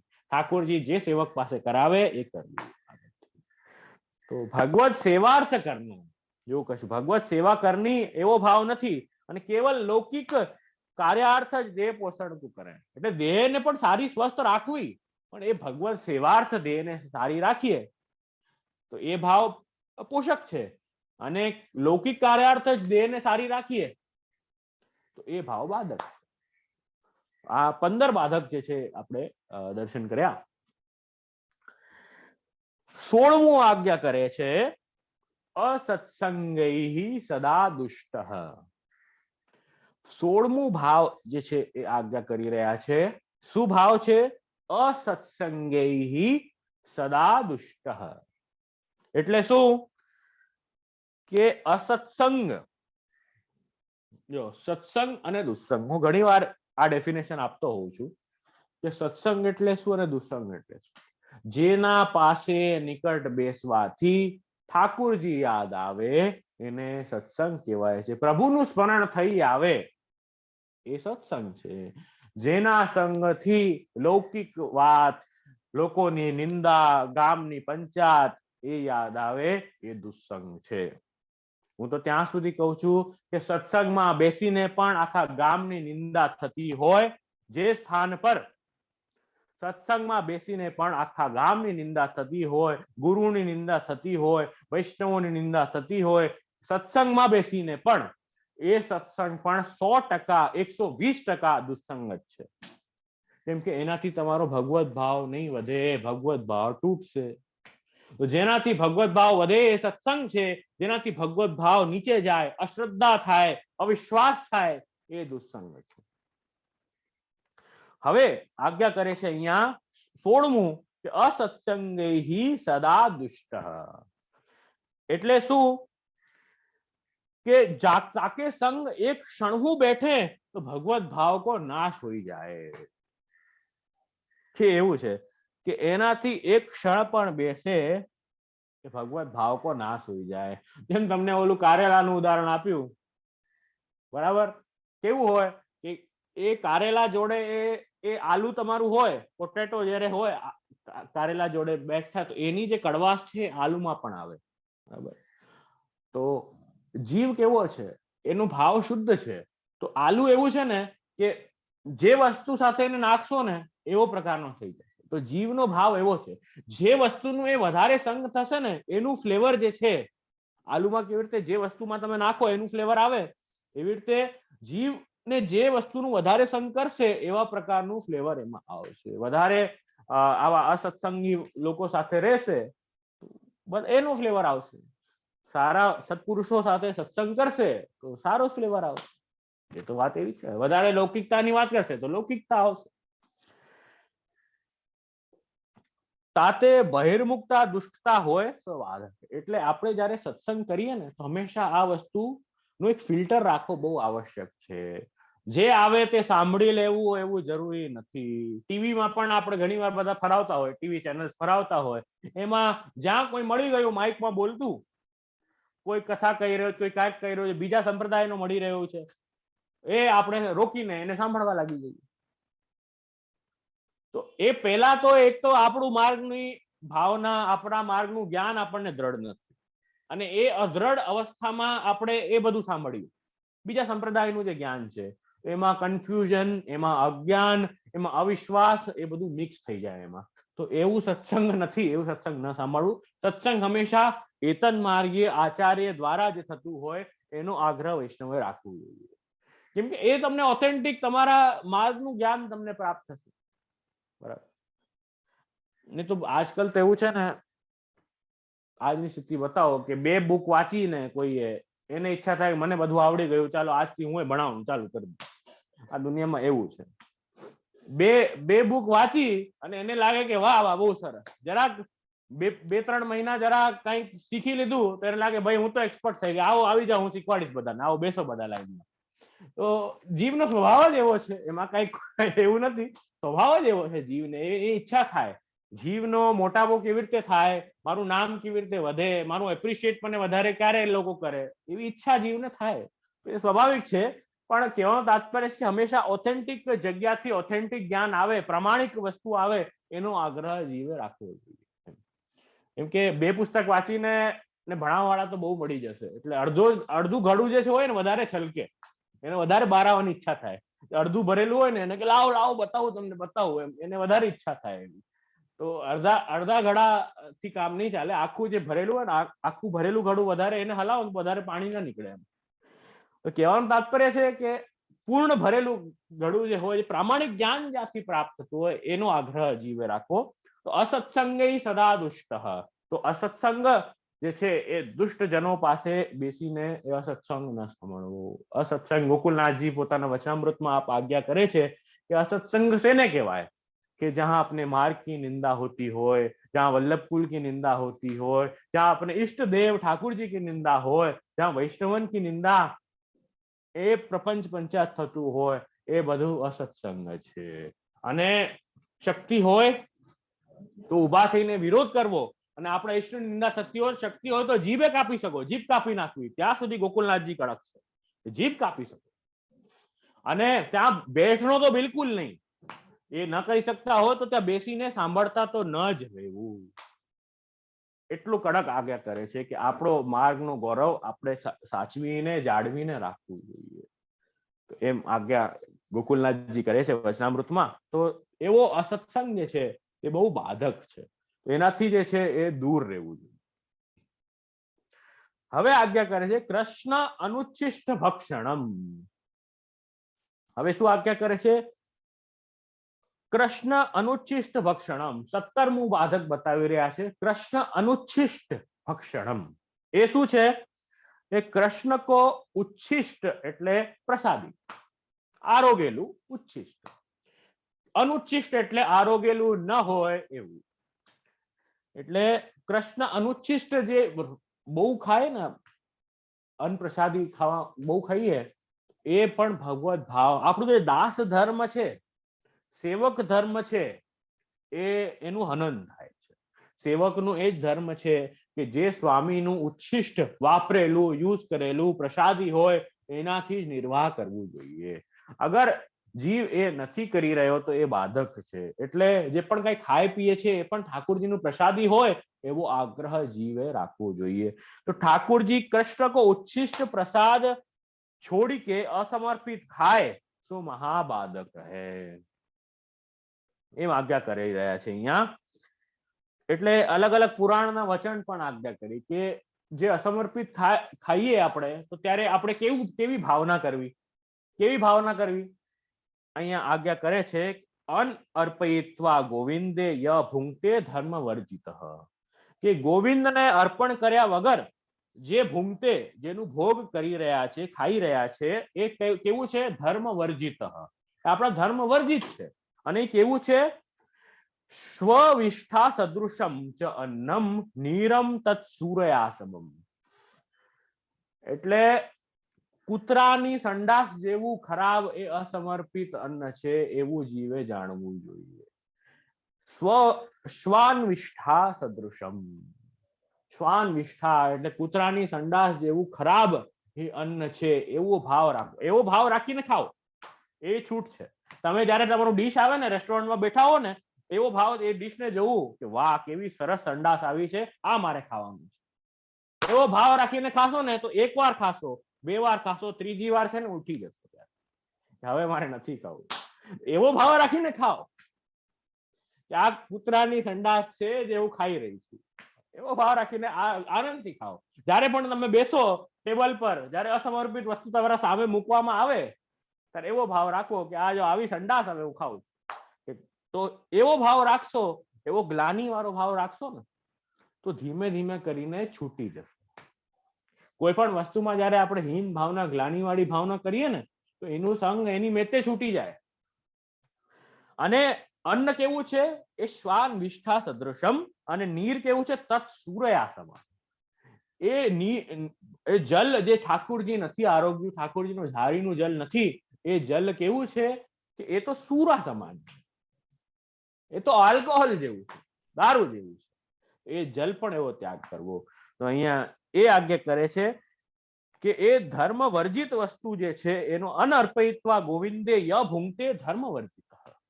તો જે ખાઈ રહ્યા છે ધર્મ વર્જિત છે. આવી ભાવ રાખીને તમે ઉપભોગ કરશો તો ધીમે ધીમે કરીને ઠાकुरજી છોડાવી દેશે. તો કૃષ્ણ અનુચ્છિષ્ટ ભક્ષણમ એ બાધક છે. તો ઠાकुरજી નું પ્રસાદી નથી એવું જે ખાય છે, પીએ છે, એ બધું બાધક છે. આમાં આપણે સિદ્ધાંત રહસ્ય જે ગ્રંથ છે એમાં અસમર્પિત વસ્તુનામ તસ્માત વર્જનમાં ચરેદ, એ જે વાત છે એમાં સમર્પિતમાં ખાલી ખાવાની વાત નથી. એ બધાને એવું લાગતું હોય કે સમર્પિત એટલે અમે સમર્પિત રહીએ છીએ, વાહ બહુ સારું, સમર્પિત રહ્યો છે, એમાં ખાલી એ લોકો ખાવાનું કાઉન્ટ કરે. અરે ભાઈ, બધી ઇન્દ્રિયો, આંખ, નાક, કાન, બધી ઇન્દ્રિયોથી પ્રભુના સમર્પિત રહેવું એને સમર્પિત કહેવાય. તમે ખાલી મોઢાની વાત કરી, જીભની વાત કરી, બહુ સારી વાત છે, જીભ પણ તમારી કંટ્રોલમાં છે, સારી વાત છે. પણ આ જે સમર્પિતનો જે કન્સેપ્ટ છે એ બધી ઇન્દ્રિયો પર લાગુ પડે છે. 99% લોકો જે છે એ અસમર્પિતને ખાલી ખાવાથી તુલના કરે છે. ખાલી ખાવાની વાત નથી, આમાં બધી વાત આવી ગઈ. તો એ વાત જાણવી. પછી આગળનું જે આજ્ઞા કરી રહ્યા છે 18મું, નિવેદન અનુસંધાન ત્યાગ. શું આજ્ઞા કરે છે કે નિવેદન અનુસંધાન ત્યાગ. નિવેદનનું અનુસંધાન જીવે રાખવું જોઈએ. નિવેદનમ તુ સ્મર્તવ્યમ સર્વથા તાદૃશૈ જનૈ. નિવેદનનું સતત જીવે સ્મરણ કરતા જ રહેવું જોઈએ. સત્સંગમાં વૈષ્ણવો જોડે પોતે પણ એ રીતે સતત સ્મરણ કરવું. એ અનુસંધાન નથી કરતો જીવ.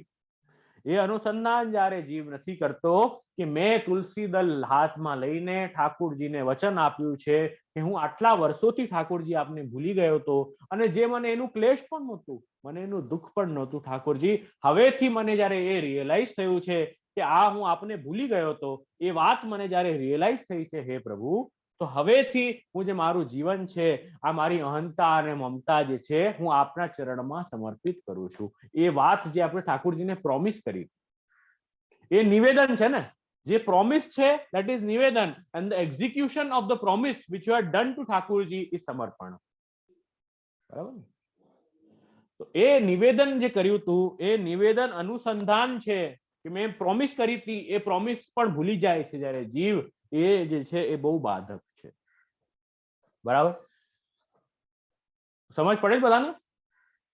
નિવેદન અનુસંધાન ત્યાગ, એટલે પ્રોમિસ કરી લઈ પણ ભૂલી જાય જ્યારે જીવ. તો મારા હિસાબે લેડીઝને તો પ્રોમિસ બહુ યાદ રહે ને, કે આ ફલાણા દિવસે ફલાણા ટાઈમે પ્રોમિસ કરી હતી. ડેટ્સ પણ બહુ યાદ રહે, ડેટ્સ પણ બહુ યાદ રહે, કયા ડેટ. પુરુષોને ડેટ્સ એટલી યાદ ન રહે કે કયા દિવસે શું થયું, શું નહીં થયું હોય, એ બધું યાદ ન રહે, પણ લેડીઝને એ બહુ યાદ રહે. તો આ તો બંને માટે છે, લેડીઝ હોય કે જેન્ટ્સ હોય, નિવેદન અનુસંધાન તો બધાએ રાખવાનું જ છે. નિવેદન અનુસંધાનનો ત્યાગ જ્યારે થાય છે તો એ બહુ બાધક છે. એ વાત જોઈ. અને જે છે 19મું જે છે શરણ વિસ્મૃતિ. 19મું જે છે એ શું છે? શરણ વિસ્મૃતિ. એટલે કે શરણાગતિ, શ્રી કૃષ્ણ કે શરણ મેં હું, એની વિસ્મૃતિ જ્યારે જીવને થઈ જાય છે, અષ્ટાક્ષર મહામંત્ર જે છે શ્રી કૃષ્ણ શરણમ મમ, એ જે અષ્ટાક્ષર મહામંત્ર છે, બાકી વિસ્મૃતિ જબ હોઈ જાય તો બાધક. વિસ્મૃતિ એટલે શું? વિસ્મૃતિ એટલે આપણે જોઈ શકીએ કે એમાં એને ભૂલાઈ જવું, એક. બીજી વાત, એનું ઇમ્પોર્ટન્સનું જ્ઞાન ન હોવું, એમાં નિષ્ઠા ન હોવી, એ પણ હોઈ શકે વિસ્મૃતિનો મતલબ. પછી અન્યથા જ્ઞાન થઈ જવું, ખોટું જ્ઞાન થઈ જવું, એ પણ વિસ્મૃતિનો અર્થ થઈ શકે.